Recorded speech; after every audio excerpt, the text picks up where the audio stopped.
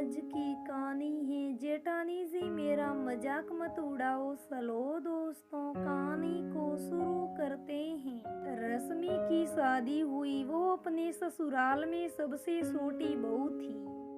उसकी कोई ननंद नहीं थी। उसे लगा जैसे वो मायके में सबसे लाडली रही है, वैसे ही ससुराल में सबकी प्यारी रहेगी। पर यहाँ तो उल्टा ही निकला।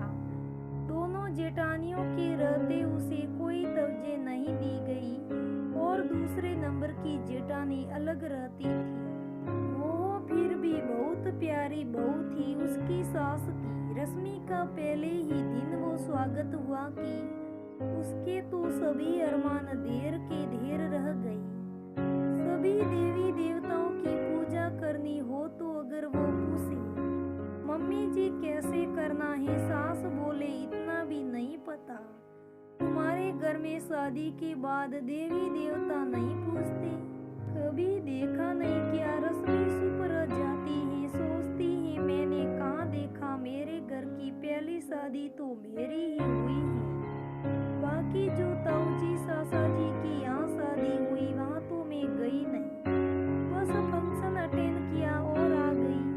पर ये सब इनको क्या बताऊं। अब उसकी सुहागरात का दिन आया तो उसके कमरे में सिर्फ गेंदे के फूल तोड़कर डाल दिए उसके बेड पर। और जेठानी बहुत एहसास दिखाती हुई बोली, रश्मि बस इतना ही कर पाई मैं। मानी मन रश्मि बोली, बहुत बहुत आभारी हूँ आपकी जो आपको इतनी मेहनत करनी पड़ी मेरे लिए। यहाँ पर भी उसका मन खराब हो गया।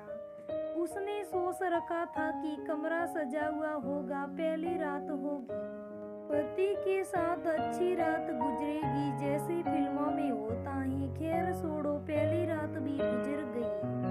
अगले दिन उसकी सास ने कहा सभी के लिए मीठा बनाओ, ऐसा करो खीर बना लो। रश्मि ने यूट्यूब से देखकर बहुत सारी चीजें बनाई थी पर कभी खीर नहीं बनाई थी। उसने कहा चलो ये भी बनाते हैं यूट्यूब से देखकर।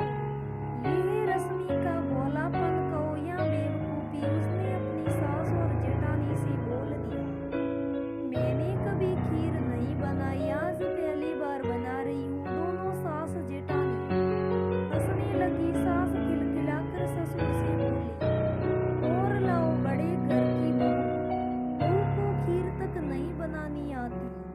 और सब हंसने लगे। रश्मि को बहुत गुस्सा आया कि ये लोग तो मजाक बनाने लगे मेरा। उसकी आंखों में आंसू आ गए। उसने खीर बनाई और बोली, लीजिए मम्मी जी खाइए, जितनी भी खीर खानी हो। मैंने ये नहीं कहा था कि मुझे बनाना नहीं आता, मैंने कहा था मैं पहली बार बना रही हूँ। मायके में हर लड़की को इस जिम्मेदारी से काम नहीं करती है पर उसकी माँ सब सिखाती है, क्या है ना जेठानी जी? ऐसा ही होता है, मैंने सही कहा ना? और रही बात मेरे बड़े घर की होने की, तब तो आपको पैसा और जेवर दिख रहा था, तो अब इतना लोगी तो बहू को भी बर्दाश्त करना होगा। सब रश्मि का चेहरा देखते रह गए कि इसे बोलना भी आता है। दोस्तों एक लड़की अपना सब कुछ छोड़ छाड़ कर आती है, एक नए घर में एक नए मॉल में एडजस्ट होने की कोशिश करती है। बहू को अगर कुछ नहीं आता है तो उसे सिखाना चाहिए और सिखाने की कोशिश करनी चाहिए। उसका मजाक तो कतई ही नहीं उड़ाना चाहिए। दोस्तों हमें कहानी से सीख मिलती है कि अगर हमारे घर में बहू आती है और हम उसका मजाक उड़ाते हैं तो उसे भी बहुत बुरा लगता है, क्योंकि वो अपना सब कुछ छोड़कर आती है एक नए घर में नए मॉल में। फिर हम उसका मजाक उड़ाएंगे और उसकी बेइज्जती करेंगे तो उसे कितना बुरा लगेंगे। इसलिए दोस्तों मैं आपसे कहना चाहती हूँ कि अपने घर की बहू को अगर कुछ नहीं आता तो उसे सिखाने की कोशिश करनी चाहिए और अपनी बेटी की तरह रखनी चाहिए। बहू बेटी में कोई फर्क नहीं करना चाहिए और बेटी की नजरों से ही देखना चाहिए। दोस्तों आज की कहानी आपको कैसी लगी मुझे कमेंट करके जरूर बताइएगा। अगर करना, मेरे चैनल को सब्सक्राइब करना। धन्यवाद दोस्तों, फिर मिलेंगे।